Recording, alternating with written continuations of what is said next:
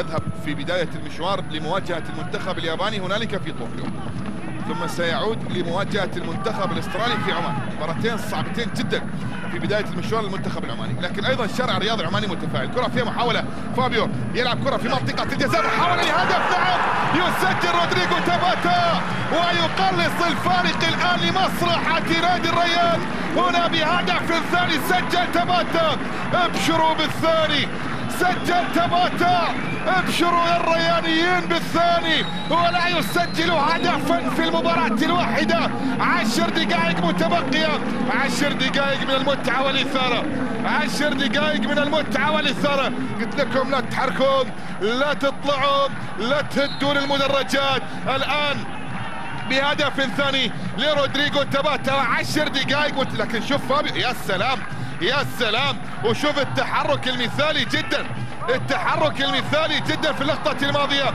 عن طريق رودريغو تاباتا. يسجل